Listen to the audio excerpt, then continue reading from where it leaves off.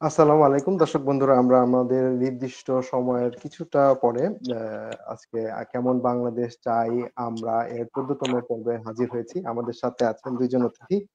একজন আছেন অধ্যাপক ডক্টর তৌফিকুল ইসলাম মিথিল, যিনি রাষ্ট্রবিজ্ঞান এবং সমাজবিজ্ঞানের অধ্যাপক নর্থ সাউথ ইউনিভার্সিটি। তিনি সভাপতি বাংলাদেশ প্রাইভেট ইউনিভার্সিটি শিক্ষক অ্যাসোসিয়েশনেরও। আরেকজন আছেন আমাদের সাথে ডক্টর আব্দুল বাতেন মিয়াজি, যিনি ইসলামিক গবেষক, চিন্তক এবং প্রকাশক ও অনুবাদক মিনহাজুল কোরআনের। উনি সুইডেন থেকে আমাদের সাথে যুক্ত হয়েছেন। ধন্যবাদ আপনাদের দুইজনকেই আমার এই অনুষ্ঠানে সময় দেওয়ার জন্য। আপনাদের দুইজনের প্রতি কৃতজ্ঞতা ও শুভেচ্ছা। আমি প্রথমেই ডক্টর মিথিল ভাইয়ের কাছে আসতে চাবো, যেহেতু আপনি বৈষম্য বিরোধী আন্দোলনের সময় বাংলাদেশ বেসরকারি বিশ্ববিদ্যালয়ের পক্ষ থেকে যে আন্দোলনটা হয়েছিল, যেটা আগে কখনো বাংলাদেশে হয় নাই, এবং এটা যে বেগবান করার জন্য আপনার একটা যথেষ্ট ভূমিকা ছিল এবং এটা আমরা সফলও হয়েছে। আপনি বৈষম্য বিরোধী আন্দোলনের সময় মাঠে ছিলেন। বৈষম্য বিরোধী আন্দোলনের যেই কারণে আমরা করেছিলাম সেই নেতৃত্ব আপনি ছিলেন। এখন কি মনে করেন আপনি যে বৈষম্যটার জন্য আমরা আসলে এই আন্দোলনটা হয়েছিল সামাজিক পরিবর্তনের জন্য, রাষ্ট্র পরিবর্তনের জন্য, আমরা আসলে কতটুকু এটার প্রাপ্তিটা কতটুকু পেয়েছি, আর এটা ভবিষ্যৎ সম্ভাবনাটা কি আসলে কি দেখেন? ধন্যবাদ বাতেন, আজকের এই অনুষ্ঠানের মডারেটর, এবং ধন্যবাদ সম্মানিত সহ আলোচক ডক্টর আব্দুল বাতেন মিয়াজি। আসলে এই বৈষম্য বিরোধী আন্দোলন এবং বাংলাদেশে আন্দোলন এটা কিন্তু আসলে নতুন কিছু না। আমি যেটা বলবো, 52-তে আমরা আন্দোলন হয়েছে ভাষার জন্য। আমি ছিলাম না, আমি করিনি, বাট বাঙালিরা করেছে। ৭১-এ স্বাধীনতা যুদ্ধের জন্য রক্ত দিয়েছে। ৭৫-এও সিপাহী জনতার একটা বিপ্লব হয়েছে। ৯০-এর গণ অভ্যুত্থান হয়েছে এবং সর্বশেষ জুলাই ২৪-এর যে আন্দোলনটা হয়েছে।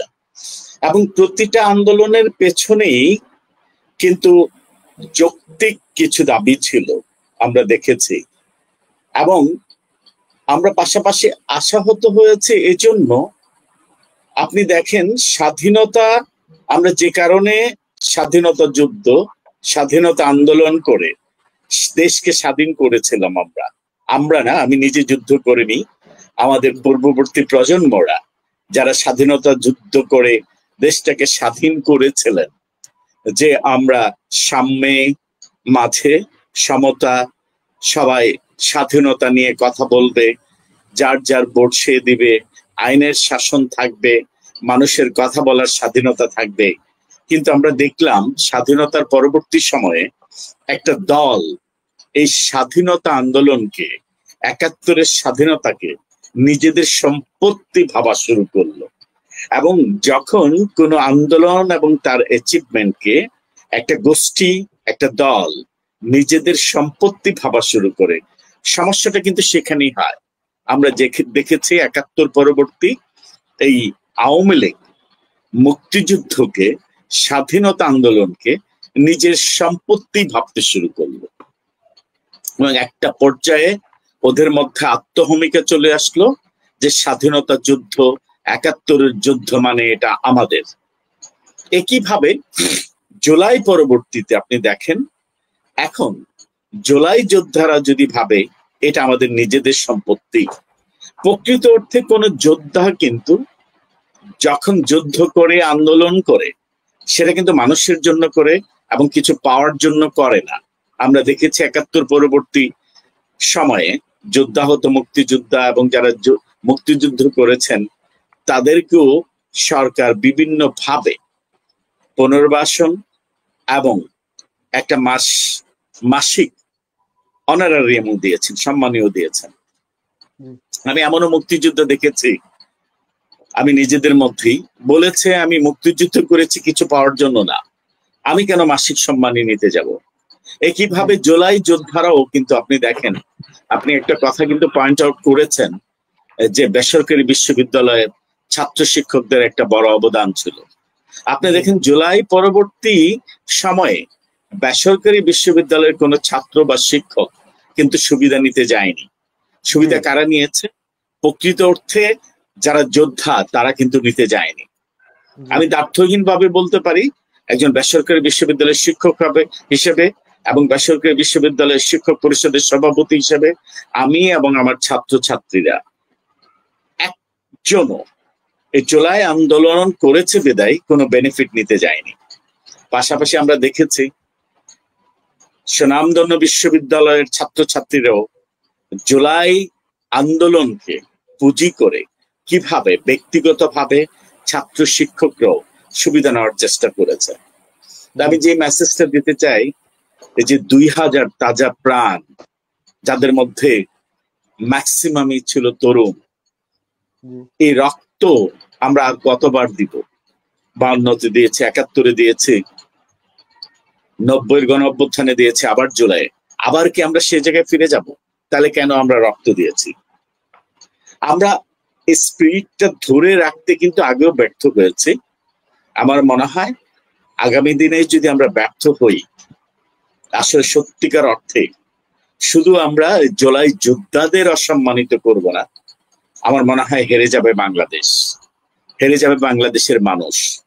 আগামী প্রজন্ম, জেনজি জেনারেশন যে উদ্দেশ্য নিয়ে তাদের রক্ত বিলিয়ে দিতে কুণ্ঠাবোধ করেনি, জীবনের মায়া ত্যাগ করে এগিয়ে গেছে, আগামীতে হয়তো আগামী প্রজন্মরা, আমার মনে হয় যদি এবার আমরা ব্যর্থ হই সত্যিকার অর্থে, এদেশে আমি লাস্ট 20 ইয়ার্স দেখেছি অনেক তরুণরাই বিশ্ববিদ্যালয়ের শিক্ষকতা শেষ করে অথবা এ লেভেল ও লেভেল শেষ করে সবাই বিদেশে পাড়ি জমিয়েছে। এখন কিন্তু তরুণরা আশা দেখছে হয়তো পরিবর্তন হবে, হয়তো নিজেকে দেশ গড়ার কাজে আত্মনিয়োগ করব। সত্যিকার অর্থে এরা যদি এবার আশাহত হয়, আমার মনে হয় হেরে যাবে বাংলাদেশ। ধন্যবাদ আপনাকে। জি, বুঝতে পেরেছি। ডক্টর আব্দুল বাতেন মিয়াজি, আমিও সেম জিনিসটাই আপনার কাছেও একটু শুনতে চাচ্ছিলাম। আপনি আসলে পরিবর্তনটা কিরকম দেখেন? আপনিও হয়তো সরাসরি মাঠে ছিলেন না, কিন্তু আপনাকে আমরা অনলাইনে দেখেছি সবসময়। বিগত সরকারের দীর্ঘ একটা সময় ধরে বিভিন্ন কার্যকলাপের বিরোধিতা করার জন্য আপনার আওয়াজ, আপনি সবসময় আপনি আওয়াজ তুলে গেছেন। ধন্যবাদ জনাব সঞ্চালক সাহেব, এবং ধন্যবাদ প্রফেসর ডক্টর মোহাম্মদ তৌফিকুল ইসলাম মিথিল। উনি যে কথাতে শুরু করেছেন, আসলে আমার অনুভূতি অনেকটি সেরকম আর কি। কারণ আমরা দেশের বাইরে থাকলেও খবরের মাধ্যমে দেশে কি হচ্ছে না হচ্ছে সে ব্যাপারে আমরা প্রবাসীরা সবসময় আমরা সজাগ থাকি এবং আমরা খুবই উদ্বিগ্ন। দেশের যে ক্রান্তিকাল এখন চলছে, দীর্ঘ 16-17 বছর যাবত যে জগদ্দল পাথর জনগণের বুকের উপর চেপে বসেছিল, সেখানে মানুষের কথা বলার কোনো স্বাধীনতা ছিল না। মানুষ ফেসবুকে কি পোস্ট দিয়েছিল সেই কারণে এদেরকে গুম করা হতো, অত্যাচার করা হতো, অনেক হত্যা করা হতো। যে পরিবর্তনটা আমরা আশা করেছিলাম, রাজনৈতিক দল মত নির্বিশেষে যে আপামর জনতা, যদিও শুরুটা হয়েছিল ছাত্রদের মাধ্যমে, কিন্তু আমি মনে করি সেখানে অংশগ্রহণ ছিল সমস্ত দল এবং সর্বোপরি সব ধরনের মানুষের, সব পেশার মানুষের, রিক্সাওয়ালা থেকে শুরু করে অন্যান্য যারা চাকরিজীবী ছিলেন সবার অংশগ্রহণ ছিল। তো এর পরপর আমরা আশা করেছিলাম যে দেশে একটা বৈপ্লবিক পরিবর্তন হবে, অন্তত একটা বিপ্লব যেহেতু সংগঠিত হয়েছে, সেই বিপ্লবের ভাবধারা, বিপ্লবের ভাবমূর্তি এবং যে চেতনা সেটা অক্ষয় থাকবে এবং সেটাকে ধারণ করে পরবর্তীতে আমরা অগ্রসর হব। কিন্তু দীর্ঘ 1.5 বছরের মতো অতিবাহিত হলো, জুলাই বিপ্লব সংগঠিত হলো, কিন্তু মানুষের যে প্রত্যাশা ছিল সেই প্রত্যাশার প্রাপ্তি কিন্তু সেভাবে আমরা দেখতে পাই না, লক্ষ্য করি না। যে সমস্যাগুলো ছিল সেই সমস্যাগুলো হয়তো দু একটা কোনোভাবে হয়তো এখন মানুষ কথা বলতে পারছে। এরকম ছোটখাটো বেশ কয়েকটা বিষয় আছে যেগুলোর পরিবর্তন আমরা লক্ষ্য করি, কিন্তু সার্বিক যে পরিবর্তনটা হওয়ার কথা ছিল দেশের মানুষের ব্যাপারে, সেই পরিবর্তনগুলো আসলে আমরা তেমন ভাবে লক্ষ্য করি না। তো যেমন খুব সংক্ষিপ্ত আকারে বললেই, আমরা যদি বলি, আমি একটু উদাহরণ দিই এখানে। বিচারপতি লতিফুর রহমান সাহেব, উনি মাত্র 3 বছরের জন্য, সরি 3 মাসের জন্য উনি একটা তত্ত্বাবধায়ক সরকার নিয়ে এসেছিলেন, সম্ভবত 2021 সাল, আমি যদি ভুল না করে থাকি। তো এসেই কিন্তু উনি 3 মাসের মধ্যে একটা সুন্দর সুষ্ঠু নির্বাচন দিলেন। 2001 সালে না? 2001 সালে, জি, 2001 সালে। এবং ওনার যেভাবে উনি মানে পরিবর্তন করেছিলেন, একেবারে শপথ নেওয়ার পর ঘরে ফিরেই উনি যেভাবে 64টা জেলার ডিসি, এসপি এবং আরো বিশাল মানে পরিবর্তন এনে যেভাবে উনি মানে একটা নির্বাচন পরিচালনা করেছেন, দেশ পরিচালনা করেছেন, আমরা সেই সময় দেখেছি বিশাল একটা পরিবর্তন।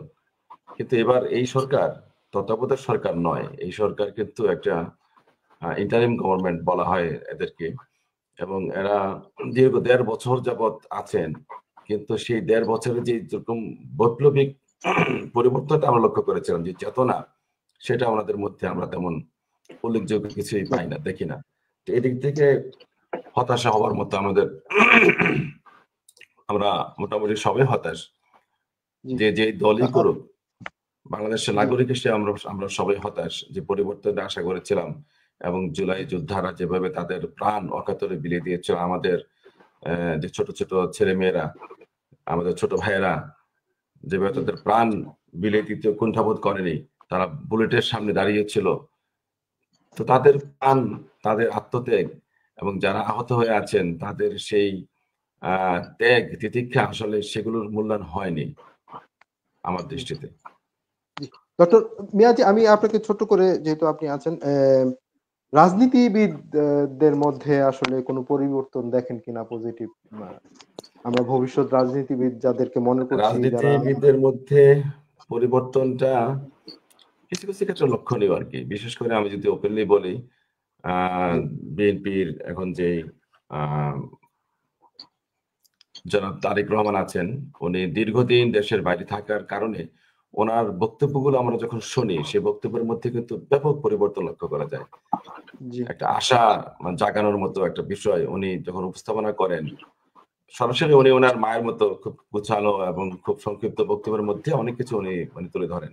তো সচরাচর আমাদের দেশের যে রাজনীতিবিদ যারা আছেন, তাদের মধ্য থেকে কিন্তু এরকম এই ধরনের বেশ মানে ভার্সেটাইল যেই মানে বক্তব্যগুলো, দেশের চিন্তা ভাবনাগুলো, সেগুলো মনে ফুটে ওঠে না। তো ওনার মধ্যে সেই জিনিসটা আমরা লক্ষ্য করি, এটা আছে, এটা খুব ভালো পজিটিভ দিক।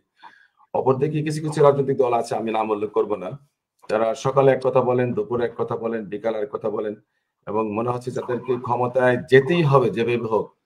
আপনার মানে মিথ্যা বলে হোক, হিন্দুদের পূজায় গিয়ে আল্লাহর শুকরিয়া আদায় করে হোক, তারপরে সেখানে গীতা পাঠ করে হোক, মানে যখন যেখানে যা প্রয়োজন, যা বলা দরকার।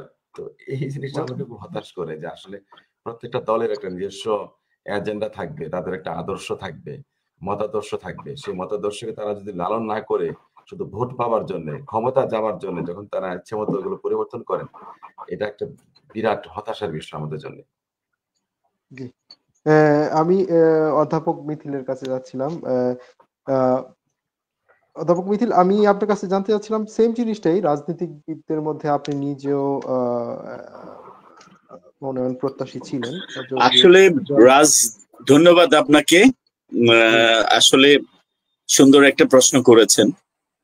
যদিও আমার সম্মানিত সহ আলোচক বিষয়টি নিয়ে বলেছেন, যেটা বলা হয়নি সেটাই আমি আসলে আমার কথায় বলতে চাই।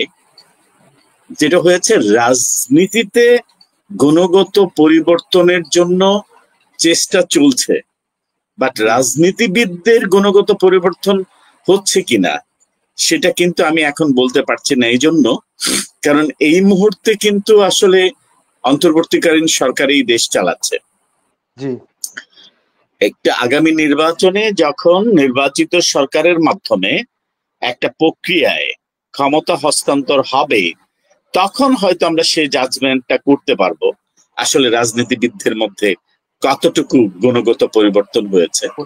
তবে যে কথাটা আমার সম্মানিত সহ আলোচক বলেছেন, যে বাংলাদেশের এই মুহূর্তে সবচাইতে বড় দল বাংলাদেশ জাতীয়তাবাদী দলের অ্যাক্টিং চেয়ারপারসন, উনি যথাসাধ্য চেষ্টা করছেন দলের মধ্যে একটা ভিন্ন ধারার রাজনীতি ইন্ট্রোডিউস করার জন্য, বাট একটা বিএনপির মতো এত বড় দল, যিনি দেশের বাইরে থেকে উনি ওনার মতো করে সর্বোচ্চ চেষ্টা করছেন, বাট এই চেষ্টাটা কিন্তু সব লেয়ারে থাকতে হবে। উনি একা দলের লক্ষ লক্ষ কর্মীকে কিন্তু অবজার্ভ করতে পারবেন না। সমস্যাটা সে জায়গায় হয়েছে, আমি যদি গঠনমূলক সমালোচনায় যাই, নিঃসন্দেহে দলের ভারপ্রাপ্ত চেয়ারপারসন জনাব তারেক রহমান উনি সর্বোচ্চ চেষ্টা করছেন দলের মধ্যে, রাজনৈতিক দলের মধ্যে এবং রাজনীতিতে একটা ভিন্ন ধারার রাজনীতি ইন্ট্রোডিউস করার জন্য। এবং দেখেন গত 1 বছর যাবত যে সংস্কারগুলো হয়েছে, বিএনপি কিন্তু সবচাইতে বেশি ছাড় দিয়েছে এবং ছাড় দেওয়ার মানসিকতা নিয়েই কাজ করেছে। বিএনপি কিন্তু একবারও বলেনি আমরা ক্ষমতায় যেতে চাই। বিএনপি বরাবরই একটা কথা বলেছে, আমরা নির্বাচন চাই এবং নির্বাচিত সরকারের মাধ্যমে আগামী দেশের পরিবর্তন আসুক। তবে আমি যে কথাটা বলতে চাই, দলীয় শৃঙ্খলা বিরোধী কাজের জন্য ইতিমধ্যেই ভারপ্রাপ্ত চেয়ারপারসন অনেককে দল থেকে বহিষ্কার করেছেন, শাস্তিমূলক ব্যবস্থা নিয়েছেন। আমার প্রশ্ন হচ্ছে, উনি একাই কেন সবকিছু করতে হবে? বাংলাদেশ জাতীয়তাবাদী দলের নেতৃত্বের বিভিন্ন লেয়ার আছে। দেখেন, আমাদের যিনি চেয়ারপারসন, উনি গত 16-17 বছর নিপীড়ন নির্যাতনের কারণে আল্লাহ যে ওনাকে বাঁচিয়ে রেখেছেন, বেঁচে আছেন, এটা মহান আল্লাহ পাকের কাছে আমরা লাখ লাখ শুকরিয়া। ভারপ্রাপ্ত চেয়ারপারসন জনাব তারেক রহমান দেশের বাইরে থেকে নিপীড়ন নির্যাতন দেশে সহ্য করে সকল রকমের প্রতিবন্ধকতা ওভারকাম করে উনি দলের জন্য কাজ করে যাচ্ছেন। তার পরবর্তীতে একটা লেয়ার আছে দলের স্থায়ী কমিটি, তারপরের লেয়ারে যদি যান দলের নির্বাহী কমিটি আছে, তার নিচের লেয়ারে যদি যান ডিস্ট্রিক্ট কমিটি আছে, উপজেলা কমিটি আছে, থানা কমিটি আছে। আমার প্রশ্ন হচ্ছে, শুধুমাত্র কেন টপ লেয়ার সবকিছু দেখতে হবে? একটা দলের মধ্যম উচ্চ সারি থেকে শুরু করে ইভেন লয়ার টায়ারে যারা আছে, সবাই যদি দলকে ওন করে, ওন করাটা হচ্ছে আমার দল, কাজী দলীয় শৃঙ্খলা রক্ষার দায়িত্ব আমাদের সবার, তাহলে কিন্তু রাজনীতিতে একটা গুণগত পরিবর্তন আসবে। এখানে আমার সম্মানিত সহ আলোচক এবং মডারেটর এবং আমি নিজে, আমরা কিন্তু 3 দেশ থেকে 3 জন কথা বলছি। মডারেটর কিন্তু সেটাকে কোঅর্ডিনেট করেছেন, কোঅর্ডিনেট করে আমাদেরকে এক টেবিলে বসিয়েছেন এবং শত চেষ্টা করে কথা বলে টাইম নিয়ে নিজের ব্যস্ততার মাঝে আমাদেরকে বসিয়েছেন। এটা কিন্তু পার্ট অফ লিডারশিপ, এটা রাজনীতিতেও একটা গুণগত পরিবর্তন। এটা মডারেটর করতে পেরেছেন এবং করেছেন। পাশাপাশি মডারেটরের কথায় আমরাও রেসপন্স করেছি। একইভাবে একজন দলের টপ লেভেলের মানুষ, ওনাকে কেন বারবার শৃঙ্খলার জন্য কথা বলতে হবে? আমি বলবো, রাজনীতিতে যতটুকু গুণগত পরিবর্তন হওয়া প্রয়োজন আমি দৃশ্যমান সেটা দেখছি না। এমপি হওয়ার প্রতিযোগিতায় সবাই দৌড়াচ্ছে, সবাই এমপি হতে চায়। এটার আরেকটা কারণ আছে কেন সবাই এমপি হতে চায়, আমি এটা পরে আসছি। আমাকে দেখতে হবে who will be the member of parliament, জাতীয় সংসদ সদস্য কে হবেন এবং কেন হবেন এবং ওনার রোল এন্ড ফাংশনটা কি হবে। সেটা না জেনে আমি কিভাবে বলবো যে আমি হতে চাই? আমি ডাক্তার হতে চাই, কিন্তু ডাক্তার হওয়ার আগে তো আমাকে মেডিকেল সায়েন্সে পড়তে হবে, then I can be candidate for a doctor. একইভাবে জাতীয় সংসদ নির্বাচনে প্রতিদ্বন্দ্বিতা করার আগে আমাকে কিন্তু চিন্তা করতে হবে আমি ন্যাশনাল অ্যাসেম্বলিতে যে আমি কি কথা বলতে পারবো। Am I the right person to be a member of parliament? May I contribute or can I contribute? Am I the competent person to be a member of parliament?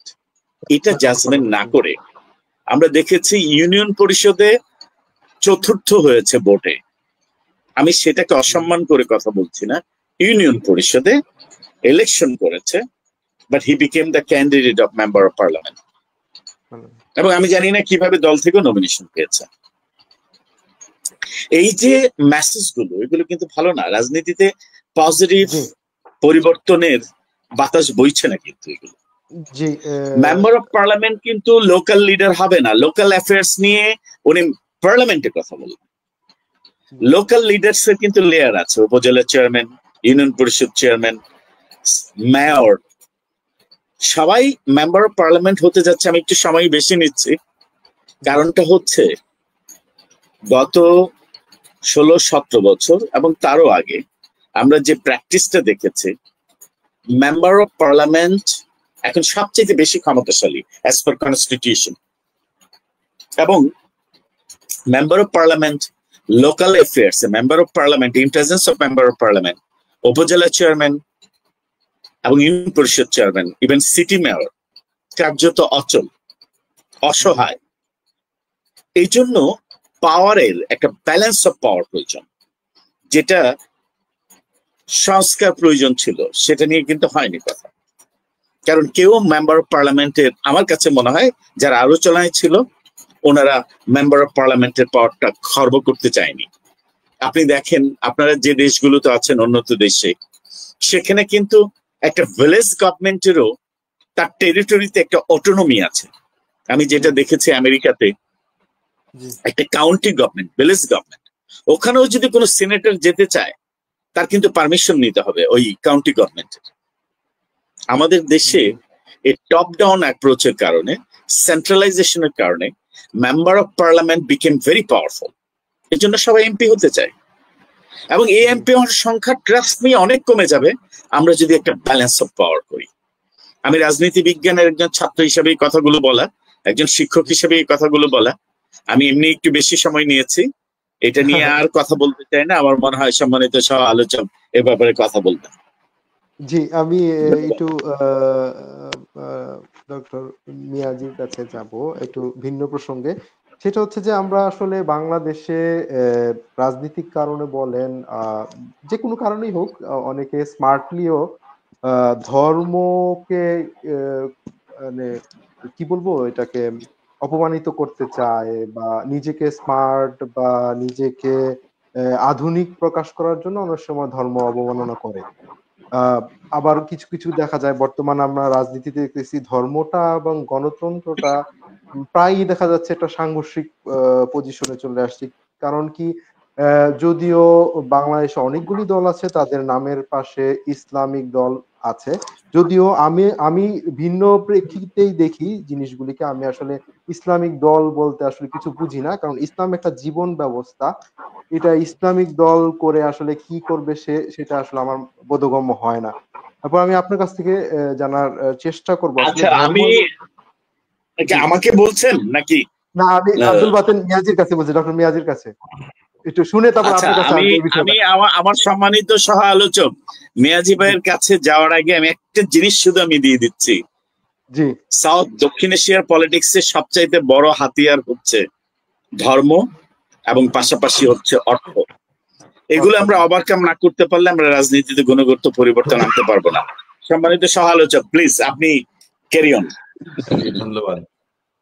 খুব চমৎকার প্রশ্ন, এবং আমি মানে এর আগে আপনাকে ধন্যবাদ দিতে চাই, সম্মানিত সহ আলোচক প্রফেসর ডক্টর মোহাম্মদ তৌহিদুল ইসলাম।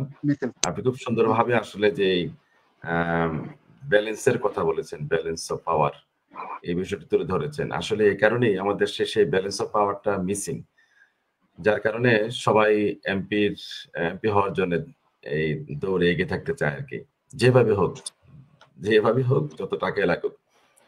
তো যখন এর একটা ব্যালেন্স থাকবে এই পাওয়ারের মধ্যে, সেই ব্যালেন্স যখন থাকবে বাংলাদেশে, তখন আর সবাই মনে হয় এভাবে দৌড়াদৌড়ি করবে না। কিন্তু আমরা আসলে হতাশ যে সেই ধরনের কোনো আমাদের যা হওয়া দরকার ছিল পুনর্গঠন, সেগুলো হয়নি আর কি। তো যাই হোক, সম্মানিত সঞ্চালক সাহেব যে প্রশ্ন করেছেন, বাংলাদেশের যে ধর্মীয় রাজনীতি এবং এই ধর্মের যে ব্যবহার বা অপব্যবহার, যেগুলো আমরা বলি না কেন, সম্মানিত সহসঞ্চালক খুব সুন্দর করে বলেছেন যে আমাদের দক্ষিণ এশিয়ার যে রাজনীতি, শুধু দক্ষিণ এশিয়া নয়, আমি যদি বলি যে সারা সমগ্র বিশ্বে আর কি ধর্মকে ব্যবহার করে। যেমন ট্রাম্প যখন প্রথম টার্মে যখন এসেছিলেন, এর আগে কিন্তু উনি ঘোষণা দিয়েছিলেন যে মুসলমানদেরকে দেশ থেকে বের করে দেব। এই যে মুসলিম ইসলামোফোবিয়া, এটাকে ব্যবহার করে উনি ক্ষমতায় বেশ ওনার কিন্তু আসার সম্ভাবনা ছিল না, কিন্তু এই একটি দিক ওনাকে খুব এগিয়ে দিয়েছে। এবং আমরা আরো বেশি লক্ষ্য করলাম ইউরোপে যখনই কোনো ঠিক এখন না, কয়েক বছর আগে থেকে আগে সরি, যখন কোনো ইলেকশন হতো, ইলেকশনের ঠিক পূর্ব মুহূর্তে দেখা গেল কোথাও একটা দুর্ঘটনা ঘটলো, একটা অ্যাক্সিডেন্ট আত্মঘাতী হামলা হতো, এবং কোথায় কোন সেই তোরাবড় পাহাড় থেকে একজন আল কায়দা বা অন্য ধরনের আইএসআই ওখান থেকে সে তার দায় স্বীকার করলো। তো এটা একটা এফেক্ট কিন্তু পরবর্তীতে নির্বাচনের পরে, মানে ইসলামোফোবিয়া, যে ইসলাম একটা ভীতিকর বিষয়, মুসলমানরা সমস্ত শান্তির বিরুদ্ধে, এই যে বার্তাটা, এটা কিন্তু আসলে যে ধর্মকে ব্যবহার করা, অর্থাৎ এখানে ইসলামোফোবিয়াকে ব্যবহার করা পশ্চিমাদের কাছে, যারা পশ্চিমা রাইটিস্ট আছে, ডানপন্থী কট্টরপন্থী যে সমস্ত দলগুলো আছে, তারা কিন্তু এই বিষয়টা ব্যবহার করে। তো আমার মনে হয় শুধু বাংলাদেশি বা সাউথ এশিয়াতে নয়, তবে সাউথ এশিয়াতে বিষয়টা একটু বেশি, একদম ধর্ম নিয়ে রাজনীতি করা। মানে সুইডেনে কিন্তু ধর্মীয় একটা দল আছে, হ্যাঁ, খ্রিস্টান ডেমোক্রেট। এটা বাংলাদেশ, জি ডক্টর মিয়াজি, আমি যেটা জানতে চাচ্ছিলাম আর কি, যে বাংলাদেশে তো আমরা ম্যাক্সিমাম যদি বলি প্রায় 85% মুসলমানের বসবাস। আমরা ধর্মীয় ভাবেও খুব সেনসিটিভ। তারপরেও দেখি যে অনেকেই আসলে খুব সহজেই ধর্মের অবমাননা করে, বা খুব সহজেই মনে হয় যে একটা পক্ষ চায় তার মানে ধর্ম নামটা ইউজ করে সুবিধা নেওয়ার জন্য, আরেকটা পক্ষ কি ওই তাকে প্রোটেক্ট করার জন্য খুব সহজেই কিন্তু ধর্মীয় অবমাননার দিকে চলে যায় আর কি। তো এটা বারবার কেন মানে দুইটা একসাথে সাংঘর্ষিক পর্যায়ে চলে আসে, যদিও আমরা চমৎকার একটা 85% প্রসঙ্গ স্থাপন করেছেন। হ্যাঁ, খুবই চমৎকার বিষয় যে আসলে ধর্মীয় যে বিষয়টা আর কি আমাদের দেশের একটা রাজনৈতিক দল, বিশেষ করে একটি দল, অন্যান্য আরো বেশ কিছু রাজনৈতিক ইসলামিক রাজনৈতিক দল আছে, কিন্তু বিশেষ করে একটি দল এই বিষয়টাকে একটু একদম মানে খুব ব্যাপকভাবে ব্যবহার করতে চায়। আমরা যদি তাদের সাম্প্রতিক বিভিন্ন বয়ান, বক্তব্য এবং বিভিন্ন উপস্থাপনা লক্ষ্য করি, তখন দেখে যে এই যে মানে তাদেরকে ভোট দিলেই সেখানে 18 কোটি মানুষ বেহেশতে যাবে, 18 কোটি ভোট দিলে, এই যে ভোটের ব্যাপার, তারপর বেহেশতে টিকিট বিক্রি করা, তো এই বিষয়গুলো আছে আর কি, সাধারণ মানুষকে তারা করে। কিন্তু একটা ব্যাপার লক্ষণীয়, তারা কিন্তু আসলে সাধারণ মানুষকে, মানে ধর্মীয় যে মানুষগুলো আছে, যে আপনি বলেন যে প্রায় 85% বা 90% মুসলিম যে দেশে, সেই দেশের সেই মানুষগুলো কিন্তু তার ওন করে না, মানে সেই মানুষগুলোকে নিজের মনে করা, তাদের ধর্মীয় অনুভূতিকে রেসপেক্ট করা, সেটা কিন্তু আমরা লক্ষ্য করি না। কারণ এই বিশেষ করে জুলাই বিপ্লবের পরপর আমরা লক্ষ্য করলাম যে বিভিন্ন জায়গায় যে হামলা হলো, মাজারে বিশেষ করে মাজার ভাঙচুর হলো, বিভিন্ন খানকা ভাঙচুর হলো। তো এই বাংলাদেশের মানুষ কিন্তু একেবারে শুরু থেকেই, বাংলাদেশে যখন আমাদের ইসলামটা আসে, সেই ইসলামের আগে থেকেই এই দেশে যেহেতু হিন্দু ছিল, এবং হিন্দুদের এরপর যখন হযরত খাজা মঈনুদ্দিন চিশতি রহমতুল্লাহ আলাইহি আসলেন ভারতবর্ষে, এবং বাংলাদেশে আসলেন হযরত শাহজালাল ইয়ামিনী রহমতুল্লাহ আলাইহি, তো ওই ওনাদের মাধ্যমে যে ইসলামটা আসে, সেই ইসলামটা কিন্তু সুফি ইসলাম। তো সুফি ইসলাম ওনাদের শুরুটা কিন্তু খানকা থেকে, এবং এই ইসলাম আমরা লক্ষ্য করি যে ইসলাম কিন্তু বাংলাদেশ ভারতবর্ষে যে ইসলাম এসছে, সেটা কিন্তু তলোয়ারের মাধ্যমে নয়, প্রথমে এসেছেন সুফিরা, তারপরে কিন্তু রাজনৈতিক যে বাদশা বা রাজনৈতিক ক্ষমতা, সেটাকে মানে প্রয়োগ করা হয়েছে। তো এই সুফিজম যে ইসলামটা বাংলাদেশের সাধারণ মানুষ ওন করে, সাধারণ মানুষ সেটাকে অনুসরণ করে এবং রেসপেক্ট করে। মানুষের সম্মানের একটা জায়গা হলো খানকা, সম্মানের একটা জায়গা হলো মাজার। এখন সে মাজারকে নিয়ে কেউ যদি ব্যবসা করে, মাজারকে ব্যবহার করে কেউ যদি গাঞ্জা খায়, মাজারকে ব্যবহার করে কেউ যদি অপকর্ম করে, এবং সেখানে নিয়ে নারীদের নিয়ে যদি বিভিন্ন অনুষ্ঠান করে, সেইটা মাজারে যে ব্যক্তি সাহিত্য আছেন বা মানুষের সাধারণ বিশ্বাস, সেটার এদের এদের তো এখানে করে দায় নেই। এখানে মাজার কমিটির ব্যাপার থাকতে পারে, দেশে সেই একটা পরিবর্তন আসতে পারে যে মাজারগুলো সরকার দেখাশোনা করবে, সেটা হতে পারে। কিন্তু যে মাজারগুলো ভেঙে ফেলা, যে মাজারগুলো শুধু একটা স্মৃতি নয়, এই মাজারগুলো কিন্তু এক একটা মানে মানুষের বিশ্বাসের জায়গা। সেই বিশ্বাসের জায়গাটা এক একজন একক এক এক ভাবে দেখে থাকেন। এখন কেউ যদি এদেশে থেকে সেই সৌদি ওয়াহাবিজমকে অনুসরণ করে এবং ওয়াহাবিজম ওখান থেকে যে পেট্রো ডলার পেয়ে তারা সেই মতাদর্শ বাংলাদেশে সে বাস্তবায়ন করার পরিকল্পনা করে, তাদের দৃষ্টিতে এই এই মাজার ভক্ত, মাজার ভক্তি, মাজারে যাওয়া, মাজারকে রেসপেক্ট করা, বা এই যে এক্সিস্টিং অফ মাজার, এক্সিস্টিং অফ খানকা, যেখানে পীর থাকবে, মুর্শিদ থাকবে, এগুলোকে যদি তারা বিরোধিতা করেন, তাদের সেই মতাদর্শের কারণে করেন, তারা যেখান থেকে তাদের রুটি রোজগার পান, দুম্বা রুটি তারা পেয়ে থাকেন, তারা সেগুলোকে বাংলাদেশে এসে প্রয়োগ করার চেষ্টা করেন। যেরকম ভাবে আমরা দেখি, আমরা যদি আমি আপনার কাছে এই কোশ্চেনে আসছেন, যেহেতু আপনি চলে আসছেন, আপনি যে মাজার হামলার কথাগুলি বললেন খানকা শরীফে, তারপরে রিসেন্টলি আমরা যেটা দেখলাম আবুল সরকার বাউলের, তার উপরে হামলা, তারকে জেলে নিয়ে যাওয়ার পরে তার যে সমর্থক তাদের উপরে হামলা করা হয়েছে তৌহিদি জনতা নামে। এমন প্রকাশ্যে দেখা গেছে, বিভিন্ন ভিডিও ক্লিপ আছে, ছবি আছে, তারা প্রকাশ্যেই কোনো তাদের মুখ দেখা যাচ্ছে, সবকিছুই দেখা যাচ্ছে, মানে রান্দা দিয়ে কোবাতে কোবাতে কিন্তু পানিতে ফেলে দিল। তারপরও আসলে আমরা এটা, ইসলাম কি এটার পারমিশন দেয় যে সাপোজ ইসলামের অবমাননা কেউ করলো, আমি ইসলাম ধর্মা বিশ্বাসী, আমি আইন নিজের হাতে তুলে নিব এবং এটার বিচারটা আমিই করব, এই ধরনের পারমিশন কি ইসলাম আমাদের দেয় কিনা? খুবই চমৎকার একটি প্রশ্ন আসলে এই বিষয়টা। কারণ সবার এটা বিষয়টা আমরা জানার দরকার যে বিষয়টা ইসলাম এরকম ধরনের আইন নিজের হাতে তুলে নেওয়ার সমর্থন করে কিনা। আমি এক কথা দিয়ে উত্তর দিই, না, কখনোই ইসলাম সেটা সমর্থন করে না। তো আমি একটু ব্যাকগ্রাউন্ড আমি তুলে ধরতে চাই। আমি বলবো না যে যারা এগুলো করতেছে তৌহিদ জনতা নাম দিয়ে তারা খারেজি, কিন্তু ইসলামে একটা খারেজিয়া ফেরকা নামে একটা টার্ম আছে, এবং এ ব্যাপারে অসংখ্য হাদিস, 100-রও বেশি হাদিস নবীজি সাল্লাল্লাহু আলাইহি ওয়াসাল্লাম বর্ণনা করেছেন। এবং তাদের ব্যাপারে, তাদের কিরকম দেখতে, তারা কেমন হবে, তাদের আচার আচরণ কিরকম হবে, তাদের কোরআন তেলাওয়াত কিরকম হবে, তাদের নামাজ রোজা কিরকম হবে, এগুলোর ব্যাপারে নবী সাল্লাল্লাহু আলাইহি ওয়াসাল্লাম স্পষ্টভাবে বলে গেছেন।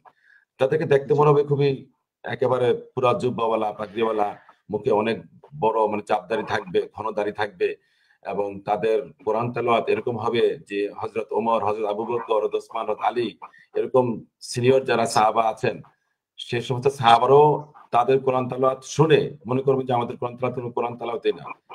তাদের ইবাদত, তাদের নামাজ, তাদের রোজা, এগুলো দেখে ওনারা নিজেদের নামাজকে হালকা মনে করবেন।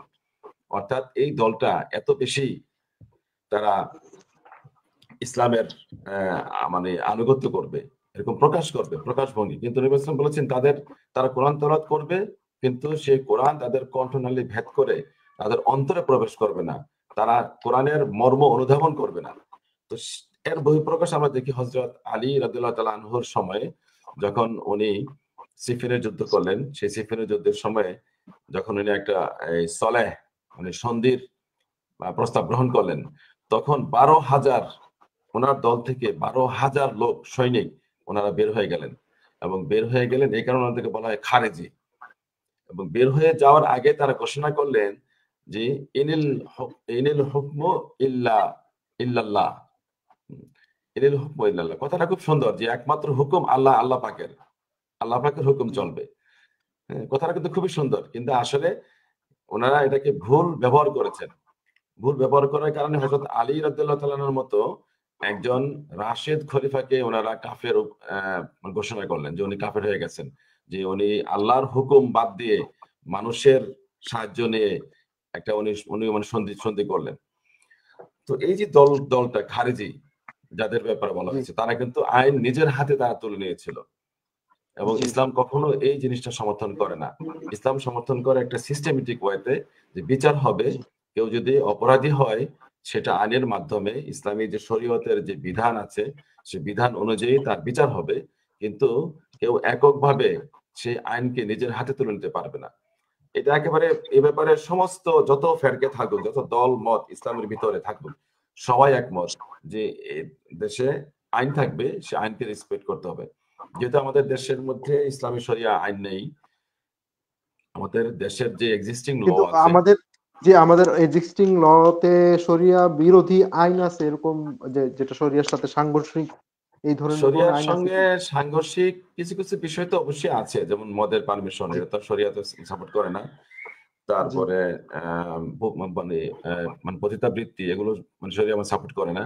কিন্তু যে জি সমস্ত আইনগুলো আছে না, এক্সিস্টিং, সে এটা তো আইনের আমাদের কাজ নিতে হবে। পতিতাবৃত্তি তো আমাদের মানে সাংবিধানিক ভাবে তার অধিকার কি এভাবে দেওয়া অধিকার হয়েছে সেরকম যে? ভাবে হ্যাঁ অধিকার দেয়া আছে, এগুলো যারা করে বিভিন্ন তারা বিভিন্ন মানে পল্লীর মতো যেখানে আছে সেগুলো তারা করে।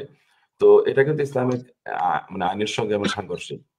হুম। আচ্ছা আচ্ছা তো ইসলামিক আইনের সঙ্গে সাংঘর্ষিক। তো সাংঘর্ষিক বিষয়টা সে তো আছেই।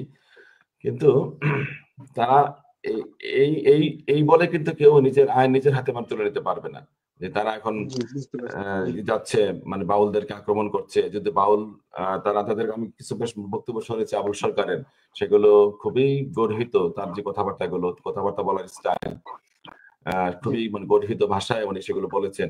কিন্তু সেটার একটা বিচারিক প্রক্রিয়া যেহেতু দেশের মধ্যে আছে, বিদ্যমান আছে, দেশে একটা সরকার আছে এবং আইন ব্যবস্থা এখনো কার্যকর আছে। তো যখন আইন ব্যবস্থা কার্যকর থাকবে না, তখন মানুষ হয়তো মান অনেক কিছু মনে করে আইন নিজের হাতে তুলে নেওয়ার চেষ্টা করতে পারে। কিন্তু যেহেতু বিচারিক ক্ষমতা সবকিছু মানে বিদ্যমান। তো এখন আমার জি মনে হয় না এগুলো এগুলো একেবারে আমাদের ইসলাম তো সমর্থন করেই না, দেশের আইনও সেটা সমর্থনযোগ্য নয়। জি তারা সেগুলো করছে।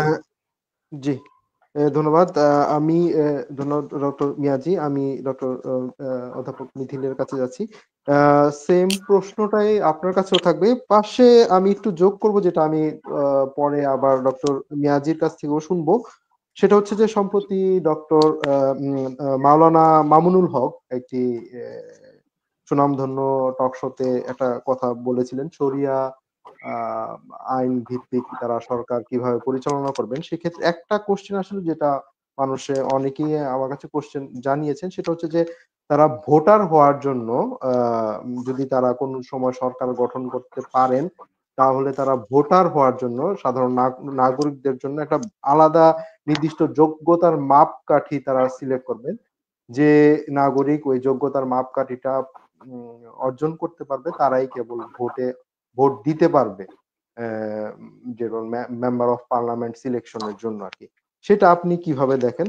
প্লাস হচ্ছে যে যেটা মাজার বিভিন্ন বাউল সাধকের ধর্মের যে তাদের উপরে যে হামলাটা হচ্ছে, সেটা আপনি কিভাবে দেখেন আর কি, বা এটা কিভাবে বলবেন? জি ধন্যবাদ আপনাকে। আসলে প্রথমত হচ্ছে ধর্ম নিয়ে আমার সম্মানিত সহ আলোচক বিশদ আলোচনা করেছেন। আমি আমার নিজের ধর্মে যেটা বিশ্বাস করি সেটার উপর আমার যতটুকু নলেজ আছে, ইনডেপথ তো নাই, ইনডেপথ থাকলে তো আমি ওয়াজ নসিহতই করতাম। এই বিষয়ে আমি পারদর্শী না। তবে আমি যেটা বিশ্বাস করি এবং আমার ধর্ম থেকে যে শিক্ষাটা আমি নিয়েছি, যে আমি যে ধর্ম, আমার ধর্ম বিশ্বাস করি, আমি যেমন চাই অন্য মানুষ আমার ধর্মকে সম্মান করুক এবং অন্য ধর্মের মানুষ আমার ধর্মে হস্তক্ষেপ না করুক, একইভাবে আমিও সেই প্র্যাকটিসটা অন্যদের ক্ষেত্রে করব। আর মাজারের যে ইস্যুটা আছে, এটা নিয়েও পরস্পর বিরোধী আসলে মতভেদ আছে। জি আমি একটা জিনিস বিশ্বাস করি, আমি যখন রওজা শরীফে গেলাম হজ করতে, তখন অনেকেই দেখেছি প্রফেট মোহাম্মদ পিস বি আপন হিম, সর্বকালের সর্বশ্রেষ্ঠ মানব, ওনার সমাহিত জায়গায় যখন গেলেন, অনেকেই চাচ্ছিলেন আমাদের দেশের যারা মাজার পূজারী আছেন ওরা ওখানে যে একটু সেজদা নিচু হওয়া, বাট সেটা কিন্তু করতে দেয়নি। যেটা স্পষ্টতই বলা আছে, কবরস্থান বা কাউকে সমাহিত করা হয়েছে, সেখানে যাওয়া হচ্ছে আমার মৃত্যুকে স্মরণ করা, যে আমার গন্তব্যস্থল সেটাই, আমাকে সে জায়গায় যেতে হবে 2 দিন আগে আর পরে, মৃত্যুকে স্মরণ করা। আসলে মৃত ব্যক্তির জন্য দোয়া করা জন্য আমরা কবরে বা সমাহিত স্থানে যেতে পারি। মৃত ব্যক্তি কিন্তু আমাকে কিছু দিতে পারবে না। একমাত্র আপনি দেখেন প্রফেট মোহাম্মদ পিস বি আপন হিম, সর্বকালের সর্বশ্রেষ্ঠ মানব, উনিও কিন্তু বলেছেন আমার কাছে চেয়েও না, তুমি আল্লাহর কাছে যাও। সত্যিকার অর্থে আসলে আমাদের দেশে মাজার একটা পর্যায়ে এমন অবস্থায় চলে গেছে, কিছু কিছু ক্ষেত্রে, আমি সব ক্ষেত্রে বলছি না, অনেকটা পূজার মতো পর্যায়ে নিয়ে গিয়েছে, যেটা নিয়ে কিন্তু আমরা অনেক জায়গায় সমালোচিত হয়েছি। বাট কিছুদিন আগে যেটা দেখেছি, এটা করে বিধায় কারো সমাহিত স্থান উঠে ছেড়ে ফেলে দিবে, সেটাও কিন্তু একটা অন্যায়, অপরাধ। আমরা আসলে হচ্ছে কি, আমাদের মধ্যে সহনশীলতাটা খুব কম। আমরা যে কথাগুলো আলোচনায় সমাধান করতে পারি, এই যে আলোচনা করছি, আমি কিন্তু আমার মতের সাথে ভিন্নতা থাকলেও আমি সম্মানিত সহ আলোচককে কিন্তু কোনো গালি দিয়ে উত্তেজিত হয়ে কথা বলছি না। আমার সম্মানিত সহ আলোচকও সেটা করছে না, মডারেটরও সেটা করছে না। আমরা কিন্তু যুক্তি দিয়ে কথা বলছি। আমার কথায় কোনো ভুল হলে আমার সম্মানিত সহ আলোচক সেটা হয়তো ধরিয়ে দিবে, সঞ্চালক ধরিয়ে দিবে। আমার জানার মধ্যে কোনো লিমিটেশন থাকলেও আমি অন্যের কাছ থেকে শিখে নেব। এই যে সহনশীলতা, জানা শেখার যে টেন্ডেন্সি, এটা আমাদের কালচার থেকে মনে হয় আস্তে আস্তে একটু সরে যাচ্ছে। কিন্তু জেনজি জেনারেশন কিন্তু সেটা করে না। আমি যখন ক্লাসে যাই, আমার কিন্তু শেখানোর পাশাপাশি সবচেয়ে বড় যে উদ্দেশ্যটা থাকে, আমি শিখবো। কার কাছ থেকে শিখবো? আমি ছাত্রছাত্রীদের কাছ থেকে অনেক কিছু হচ্ছে শেখার আছে, যেগুলো আমি জানি না। আমার ছেলে যেটা জানে হয়তো আমিও সেটা জানি না। আমার কিন্তু একটা টেন্ডেন্সি থাকে শেখার। যাক, সেই বিষয়ে আমি আর এগোচ্ছি না। যে একজন রাজনৈতিক নেতা, বিশেষ করে হেফাজতে ইসলামের একজন নিপীড়িত নির্যাতিত নেতা জনাব মামুনুল হক, নিঃসন্দেহে উনি গত ফ্যাসিস্ট সরকারের আমলে বিভিন্নভাবে নিপীড়ন নির্যাতনের শিকার হয়েছেন। উনি যে বক্তব্য এবং কথাগুলো বলেছেন, আমি মনে করি এটা ওনার একটা রাজনৈতিক স্ট্যান্ড পয়েন্ট। উনি রাজনীতি করছেন, পাশাপাশি উনি একজন ধর্মীয় স্কলার, রিলিজিয়াস স্কলার। উনি যখন ধর্মীয় কোনো ব্যাখ্যা দিবেন, সেটা আসলে ধর্মীয় ফোরামেই হওয়া উচিত। রাজনৈতিক স্ট্যান্ড পয়েন্ট মানুষের থাকে। আমি ওনার যুক্তি খণ্ডানো বা ওনার মতামতের নিয়ে আমি আসলে সেই কথাতে যেতে চাই না। আমি আগে আমার লিমিটেশনটা বলে দিয়েছি। আমি ফতোয়া সহ এইসব বিষয়ে আমার কোনো স্পেশালাইজড এরিয়া না। যেহেতু আমার স্পেশালাইজড এরিয়া না, আমি সেই বিষয়ে থেকে একটু দূরে থাকতে চাই। এই জন্য আমি আপনার কাছে ধর্ম না, এটা মানে এটা ওনারা বলছিলেন, যেটা রাষ্ট্র ক্ষমতায় ওনারা যদি যান, তাহলে বাংলাদেশের যারা সাধারণ ভোটার থাকবে, ভোটারদের জন্য তারা একটা ক্রাইটেরিয়া মেনটেন করবেন, যেটা একটা ভোটার যদি সেই ক্রাইটেরিয়াটা অর্জন করতে পারে, তাহলে সে ভোট দিতে পারবে পরবর্তী এমপি সিলেকশনের জন্য, মেম্বার অফ পার্লামেন্ট সিলেকশনের জন্য আর কি, জনপ্রতিনিধি সিলেকশন। আমাদের তো একটা ভোটার ক্রাইটেরিয়া আছেই, যে সুস্থ স্বাভাবিক 18+ সাংবিধানিক ভাবে আছে। এখন উনি কোন ক্রাইটেরিয়াতে সিলেকশন করতে চান, সেটা কি উনি বলেছেন?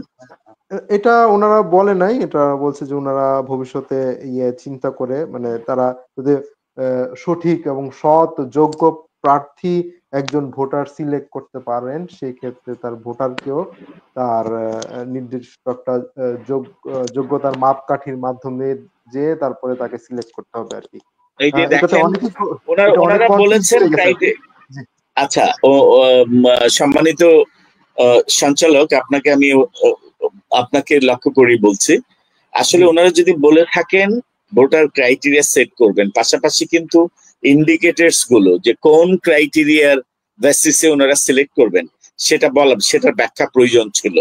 আমার মনে হয় বিষয়টি খুবই সংক্ষিপ্ত এবং প্রাথমিক। ওনারা ক্ষমতায় আসলে ভোটার কারা কারা হবেন, কারা কারা মেম্বার অফ পার্লামেন্ট নির্বাচিত করতে পারবেন, সেই বিষয়ে ওনারা হয়তো ওনাদের ম্যানিফেস্টোতে নিশ্চয়ই দিবেন। কিন্তু এখন যেটা বলেছেন, আমার মনে হয় খুবই সংক্ষিপ্ত পরিসরে, এটাতে বিশদ হলে সেখানে হয়তো আমি কিছু মতামত দিতে পারতাম। ওনাদের ম্যানিফেস্টোতে নিশ্চয়ই ওনারা সেটার বিশদ ব্যাখ্যা দিবেন, ওরা কোন ক্রাইটেরিয়া, কোন ইন্ডিকেটরস এর বেসিসে সেই সিলেকশন প্রসেসটা করবেন। জি, ওকে, ধন্যবাদ। আমি এখন জনাব ডক্টর মিয়াজির কাছে জানতে চাচ্ছিলাম একটা জিনিস, সেটা হচ্ছে যে মাদ্রাসা শিক্ষা ব্যবস্থা। বাংলাদেশে মাদ্রাসায় যারা লেখাপড়া করেন তাদের মধ্যে অনেক মেধাবী স্টুডেন্টরাও আছেন, কিন্তু তারা এক না একভাবে পিছিয়ে আছেন অন্যান্য যে আমাদের গতানুগতিক যে শিক্ষা ব্যবস্থা আছে সেটার থেকে। আপনি ভবিষ্যতে বাংলাদেশ সরকারের কাছে এই বিষয়ে কিছু আশা করেন কিনা, বা এই বিষয়ে কি করা যায়, ছোট করে যদি একটু বলতেন। হ্যাঁ, ধন্যবাদ সম্মানিত সঞ্চালক। মাদ্রাসা শিক্ষা নিয়ে যে ধরনের মানে বর্তমানে যে ধরনের প্রচলিত শিক্ষা ব্যবস্থা আছে বাংলাদেশে, জি। তো কয়েক ধরনের মাদ্রাসা শিক্ষা এখানে বিদ্যমান। প্রথমত হলো যে বাংলাদেশ সরকার অনুমোদিত যে শিক্ষা ব্যবস্থা কারিকুলাম, ঢাকা যে আলিয়া মাদ্রাসার মাধ্যমে সারা দেশে একটা শিক্ষা ব্যবস্থা। আর আরেকটা শিক্ষা ব্যবস্থা আছে কওমি। জি। তারা অনেকটা দেওবন্দপন্থী। তো তারা কিন্তু সরকারের যেই রুলস এবং রেগুলেশনস এগুলোর পুরোপুরি আওতায় নাই। তারা নিজস্ব স্বাধীনভাবে ওনারা ওনাদের শিক্ষা ব্যবস্থা বা কারিকুলাম সেগুলো ওনারা প্রণয়ন করে থাকেন। তো এই ক্ষেত্রে সারা বাংলাদেশে কিন্তু প্রচুর কওমি মাদ্রাসা রয়েছে, এবং সেই কওমি মাদ্রাসার শিক্ষার্থী যারা আছে তারা যখন শিক্ষা জীবন শেষ করেন তখন তাদের কিন্তু এই কর্মজীবন, যদিও বিগত ফ্যাসিস্ট সরকার একটা দিক তারা করেছিল যে তাদেরকে মাস্টার্স এর সার্টিফিকেট দেওয়া হবে, কিন্তু সেই সার্টিফিকেট আসলে কোনো কাজের নয়। তারা মানে যে সরকারি যে সমস্ত চাকরিগুলো আছে প্রতিযোগিতামূলক, সেখানে সে কিছু করতে পারেন না। তো তারা এই অংশটা কিন্তু বিশেষ করে পিছিয়ে থাকছে।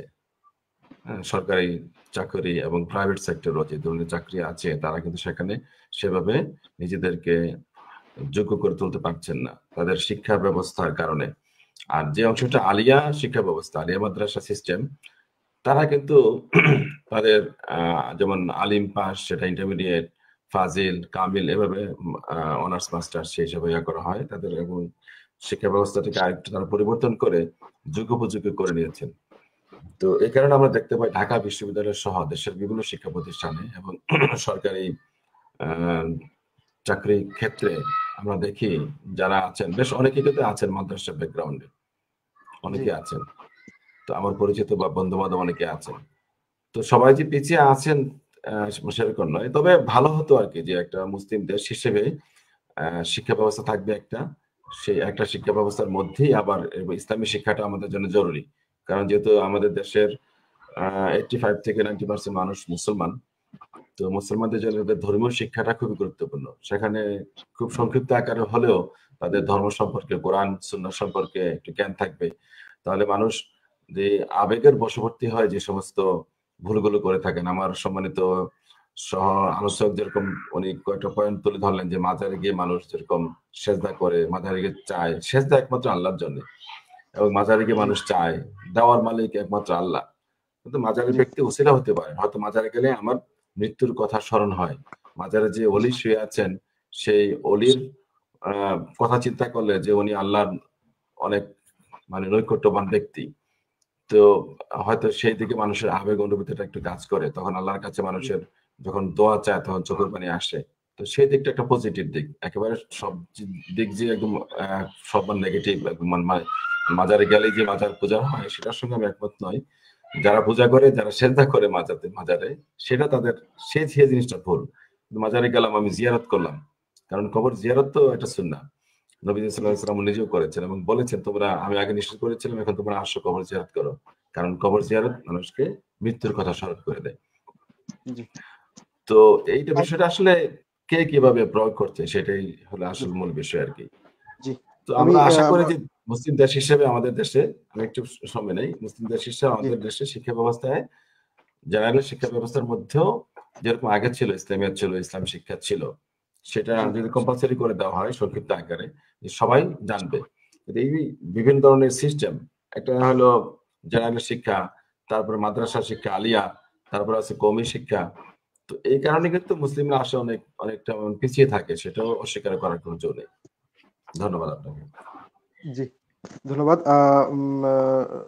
অধ্যাপক মিথিল, আপনার জন্য একটা মেসেজ দিয়েছেন একজন জনাব ফরিদুল ইসলাম নামে, উনি আপনাকে সালাম জানিয়েছেন। এবং বিএনপির কিছু সমস্যার কথা বলেছেন, যাকে আমি আপনাকে জানিয়ে রাখলাম জিনিসটা। আমরা অনুষ্ঠানের শেষ পর্যায়ে আসলে আমরা একটু জানতে চাচ্ছিলাম। আপনি কি কাইন্ডলি একটু রিপিট করবেন যে কি বলেছেন? জি, উনি আপনাকে সালাম জানিয়েছেন, জনাব ফরিদুল ইসলাম। আর আপনি কেমন আছেন জানতে চেয়েছেন, এবং জানতে চেয়েছেন বিএনপির অন্দরমহলের বিভিন্ন সমস্যা আছে, সেটা কমিটিতে যথেষ্ট অভাব আছে তাদের সেটা জানাতে চেয়েছেন আর কি। সেটা যেটা আমরা অনুষ্ঠানের শেষ পর্যায়ে চলে এসেছি, সেটা জীবনযাত্রার মান পরিবর্তন আসলে আমাদের তেমন আসলে আমরা দেখছি না। আসলে আমরা যেই মানে আন্দোলনে সাধারণ মানুষের বৈষম্য বিরোধী আন্দোলনে সাধারণ মানুষের অংশগ্রহণের একটা মূল কারণ ছিল তাদের জীবনযাত্রার মান খুব অসহনীয় পর্যায়ে চলে গিয়েছিল, যেটা সহ্য করতে পারছিল না। সেটা থেকেও কিন্তু তারা এই আন্দোলনে অংশগ্রহণ করেছিল, যেটা বিভিন্ন রিপোর্টে দেখি বা বাস্তবে যেটা দেখা যায় আর কি। আমরা কিন্তু আমাদের জীবনযাত্রার মানের আসলে আমরা ওভাবে পরিবর্তন দেখি না। আমরা সংস্কার নিয়ে নানান কথা বলতেছি, আমাদের আরো কিন্তু অনেকগুলি যেগুলি বড় বড় সমস্যা আছে, আমাদের চিকিৎসা ব্যবস্থা, যোগাযোগ ব্যবস্থা, আমাদের খাদ্যদ্রব্য মনিটরিং ব্যবস্থার কথা, সবকিছুতেই কিন্তু শিক্ষা ব্যবস্থা যদি বলি, এগুলি নিয়ে কিন্তু কোনো মানে ওভাবে কোনো কথাবার্তা হচ্ছে না। আবার এটাও বলা যাচ্ছে যে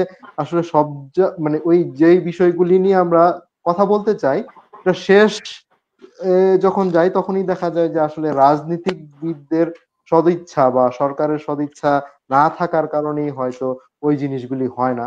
কারণ অনেকেই এই বিষয়ে মন্তব্য করেছেন বা জানতে চেয়েছেন, যেটা হচ্ছে আমাদের দেশে যারা রাজনীতিবিদ বা আমলা যারা আছেন, সবাই কিন্তু দেখা গেছে যে শিক্ষিত সমাজের, তাদের আত্মীয় স্বজন হয়তো দেশের বাইরে থাকে, বা তারাও বিভিন্ন সময় দেশের বাইরে থেকে পড়াশোনা করে আসছে বা ঘুরতে যান।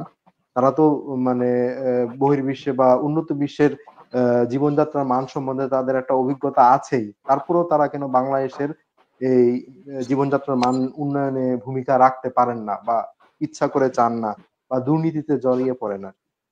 এই বিষয়ে যদি আপনি একটু বলতেন অল্প করে, আমরা অনুষ্ঠানের প্রায় শেষ পর্যায়ে আসছি।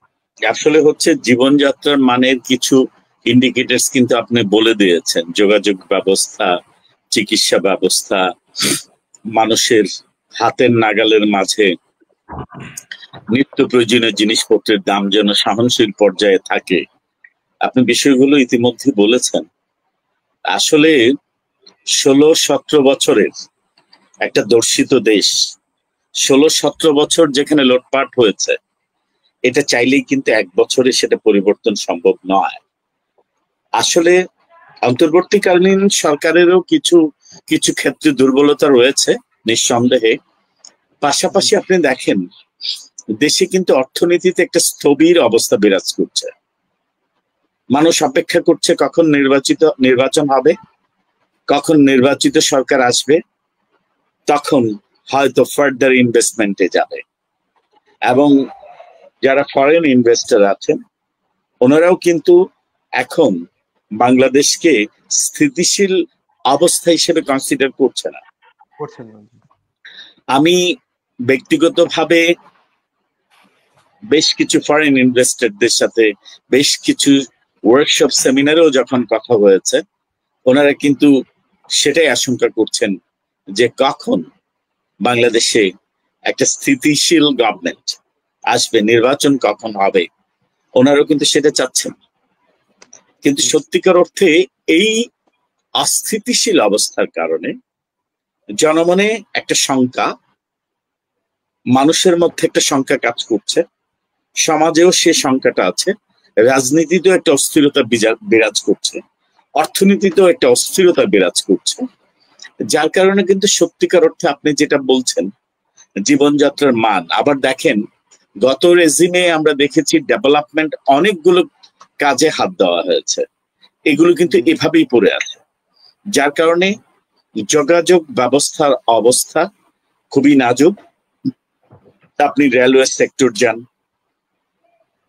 আদার সেক্টরে যান, আসলে দৃশ্যমান কোনো পরিবর্তন আপনি দেখতে পাবেন না। গত 16-17 বছরে শুধুমাত্র লুটপাটেই হয়েছে। এবং এগুলোকে একটা পর্যায়ে নিয়ে আসা অন্তর্বর্তীকালীন সরকার চাইলেই অনেক কিছু করতে পারছে না। সবচাইতে যেটা বড় সমস্যা হয়েছে, যে বিভাগটা দেশের রাজনৈতিক স্থিতিশীলতা থেকে শুরু করে সোশ্যাল সিকিউরিটি এনশিওর করে, সেটা হচ্ছে পুলিশ বিভাগ। সেই পুলিশ বিভাগটা কার্যত কলাপস হয়ে গেছে আমি বলবো। এই পুলিশ বিভাগের প্রতি মানুষের আস্থাহীনতা, এবং পুলিশ বিভাগে এখন যারা আছেন ওনারাও কিন্তু কনফিডেন্ট নিয়ে কাজ করতে পারছেন না। এখানে স্বৈরাচারের দোসররাও রয়ে গেছেন, আর যারা ভালো লোক, ভালো পুলিশ অফিসার আছেন, ওনারাও কিন্তু সেই মূল্যবোধ নিয়ে, সাহস নিয়ে কাজ করতে পারছে না মানুষের আস্থাহীনতার কারণে। যার কারণে আমরা দেখতে পাচ্ছি আইন শৃঙ্খলা পরিস্থিতিও যতটুকু আমরা ভেবেছিলাম, আইন শৃঙ্খলা পরিস্থিতি কিন্তু ততটুকু উন্নত হচ্ছে না। সোশ্যাল ইনসিকিউরিটি রয়ে গেছে এবং মানুষের মধ্যে আস্থাহীনতা রয়ে গেছে। তো সবকিছু মিলে আমি বলবো আমরা একটা অস্বস্তির মধ্যে আছি। এই অস্বস্তিটা হয়তো আপনারা বাইরে যারা আছেন পত্রিকায়, নিউজে দেখে যতটা দেখছেন, আসলে দেশে যারা আছে তারা কিন্তু চরম উৎকণ্ঠা এবং অস্থিরতার মধ্যে আছে। এই জন্য যেটা প্রয়োজন, আমাদের খুব দ্রুত একটা নির্বাচন প্রয়োজন, এবং নির্বাচিত সরকারের হাতে শুধু নির্বাচন হলেই হবে না, যেন আগামী নির্বাচনে ভালো লোকগুলোই নেতৃত্ব আসে। এবং সেই ক্ষেত্রে জনগণের যে ম্যান্ডেট, এখনো যে টাকার খেলা রাজনীতিতে রয়ে গেছে, সেটা থেকে যদি আমরা বেরিয়ে না আসি, আবার কিন্তু আমরা সেই শুভঙ্করের ফাঁকের মধ্যেই পড়বো। আবার একই কাজ হবে। আবার যদি একই ঘটনা ঘটে, যে যায় লঙ্কায় সে হয় রাবণ, তাহলে কিন্তু ঘুরে ফিরে আমরা একই জায়গায় দাঁড়াবো।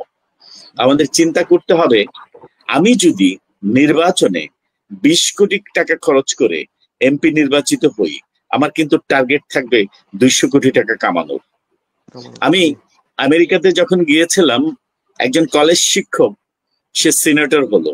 আমি জিজ্ঞেস করলাম, আপনি কলেজ শিক্ষক, আপনি বলেছেন you survive from hand to mouth, দিন এনে দিন খান, আপনি টাকা কোথায় পেলেন নির্বাচনের জন্য? উনি বললেন, আমি 1 টাকাও কিন্তু খরচ করিনি, কারণ আমাকে যারা নির্বাচনে দাঁড়িয়ে করিয়েছে ওরাই আমাকে সাপোর্ট দিয়েছে। বাংলাদেশের প্রেক্ষাপটে আপনি নির্বাচন করতে যাবেন, প্রথম প্রশ্নটা করবে, তৌফিক সাহেব আপনি যে নির্বাচন করতে আসছেন, আপনার কত কোটি বাজেট, কত কোটি টাকা নিয়ে নেমেছেন? নমিনেশন বাণিজ্য, ইলেকশন বাণিজ্য, সবকিছু থেকে আমাদের বেরিয়ে আসতে হবে। শুধু নির্বাচন দিলেই হবে না, নির্বাচিত হয়ে কারা আসবে সেদিকে আমাদের আরো বেশি মনোযোগ দেওয়া উচিত। শুধুমাত্র ব্যবসায়ীরাই যদি নির্বাচিত হয়ে আসে এবং নির্বাচনে জেতার সুযোগ পায়, আলটিমেটলি কিন্তু রাজনীতিটা চলে যাবে আবার ব্যবসায়ীদের হাতে, এবং রাজনীতি হয়ে যাবে একটা ব্যবসা। সো এটা আমাদের মনে হয় বেশি খেয়াল রাখতে হবে। ধন্যবাদ আপনাদের, এবং ধন্যবাদ সম্মানিত সঞ্চালক যিনি আমাকে আমন্ত্রণ জানিয়েছেন।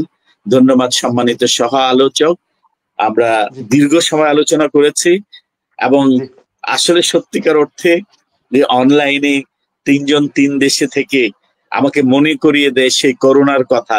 করোনার সময় আমরা সেটা করেছি, আজকে সে অনেক দিন পরে সম্মানিত সঞ্চালক, আমারই একজন খুব কাছের ছোট ভাই, তার অনুরোধে আবার আসলাম, এবং আমাকে মনে হয় সেই করোনার সময়টাই মনে করিয়ে দিচ্ছে। ধন্যবাদ সবাইকে। ধন্যবাদ আপনাকে খুব সুন্দর উপস্থাপনের জন্য। আমি মনোযোগ করছিলাম আপনার কথা। জি, অধ্যাপক মিথিল, আপনি আসবেন বিধায় আসলে প্রবাস থেকে, প্রবাসীদের পক্ষ থেকে অনেকগুলি দাবি দেওয়া ছিল। একটা কিছু জানার ছিল যে খুব সংক্ষেপে যদি বলেন, বিএনপির যে 31 দফা আছে বাংলাদেশ জাতীয়তাবাদী দলের, সেখানে প্রবাসীদের জন্য আসলে কি আছে আর কি? সবচেয়ে সুন্দর একটা প্রশ্ন করেছেন। আসলে আমরা যারা দেশে আছি আমরা তো চোখের সামনে সব দেখতে পাচ্ছি, কিন্তু প্রবাসীরা এই জুলাই আন্দোলনে যে সাপোর্ট দিয়েছে, এবং প্রতিটা, আপনি দেখেন দেশের অর্থনীতির অবস্থাও যখন নাজুক ছিল, পাশে কিন্তু দাঁড়িয়েছে প্রবাসীরাই। এবং এই প্রবাসীরা, আমি নিজেও যখন দেশের বাইরে 10 বছর ছিলাম, আমি সেটা হৃদয়ে উপলব্ধি করেছি। বাইরে থেকে মানুষ দেশকে নিয়ে যত ভাবে, আমরা যারা দেশে থাকে তারা কিন্তু দেশকে নিয়ে ততটা ভাবে না। এবং নিঃসন্দেহে 31 দফাতে আমার কাছে মনে হয় প্রবাসীদের নিয়ে আরো কিছু স্পেসিফিক বিষয় সংযোজন হওয়া প্রয়োজন। যেটা আমি বলবো 31 দফাতে, 31 দফা বাস্তবিক অর্থে আপনি যদি দেখেন 2016-তে সেটা 27 দফায় ছিল, এটা কিন্তু সন্নিবেশিত হয়েছে, আরো সংযোজন হয়েছে। এবং এখনো যেটা দেখেছি, আমরা কিছুদিন আগেও জিয়াউর রহমান ফাউন্ডেশনের উদ্যোগে তরুণদের কাছ থেকে কিছু মতামত নিচ্ছিলাম যে তরুণদের আর কোন ইস্যু 31 দফাতে আসতে পারে। আমার মনে হয় সম্মানিত সঞ্চালক, আপনি যদি যারা বাইরে আছেন এবং দেশের বাইরে যারা আমাদের দেশপ্রেমিক যোদ্ধারা আছেন, রেমিটেন্স যোদ্ধা থেকে শুরু করে দেশপ্রেমিক যোদ্ধা, ওনাদের কাছ থেকে যদি কিছু টপিকস নিয়ে আসেন এবং পাশাপাশি সেখানে বিএনপি নীতি নির্ধারণী পর্যায়ের কাউকে যদি রাখেন, আমার মনে হয় কিছু টপিকস আমরা সেটাতে সন্নিবেশ করতে পারবো। আমার মনে হয় সেটা খুব ভালো হবে। বাই দিস টাইম কি কি জিনিস আসতে পারে, আপনি যদি এর মাঝে কিছু হোমওয়ার্ক করে রাখেন যে কোন কোন জিনিসগুলো অ্যাড করলে প্রবাসীরাও ব্যক্তিগতভাবে মনে করবে যে না, আমরা রেমিটেন্স যোদ্ধা হিসাবে, বাইরে থেকে দেশপ্রেমিক যোদ্ধা হিসাবে আমাদের কথা 31 দফাতে আছে, তখন হয়তো 31 দফা থাকবে না, এটা হয়তো 32, 33, 35-এও চলে যাবে। ধন্যবাদ আপনাকে এমন একটা বিষয় নিয়ে কথা বলার। সবশেষে একটা ধন্যবাদ দিতে চাই যারা প্রবাসী আছেন, দূর দূরান্তে আছেন এবং যারা এই অনুষ্ঠানটি দেখছেন, সবাইকে অনেক অনেক ধন্যবাদ। আপনাদের সহানুভূতি, আপনাদের সহযোগিতা, আপনাদের ভালোবাসার জন্যই হয়তো দেশে একদিন পরিবর্তন আসবে এবং দেশের মানুষগুলো বুঝবে যে বাইরে থেকে যদি এত ভালোবাসা মানুষের দেশের জন্য থাকে, কেন আমরা সেটা করছি না, কেন আমরা সেটা উপলব্ধি করছি না। ধন্যবাদ আবারও আপনাদের। ধন্যবাদ সবাইকে। ধন্যবাদ আপনাকে। জি ইনশাআল্লাহ, ধন্যবাদ আপনাদের দুইজনকে আপনাদের ব্যস্ততা সময়ের মধ্যে আমাকে সময় দেওয়ার জন্য। এবং আমরাও আপনার কথাটা, আমি অলরেডি প্রবাসে বিভিন্ন দেশের পৃথিবীর বিভিন্ন দেশ থেকে বিভিন্ন মন্তব্য নিয়েছি। ইনশাআল্লাহ একদিন সময় করে আমরা এই বিষয়ে আরো কথা বলবো এবং সামনের দিকে আরো কিভাবে কি করা যায় এটা করা। ধন্যবাদ খুব সুন্দর আয়োজনের জন্য, ধন্যবাদ সুযোগ দেওয়ার জন্য। ইনশাআল্লাহ কথা হবে। জি, আসসালামু আলাইকুম। আসসালামু আলাইকুম।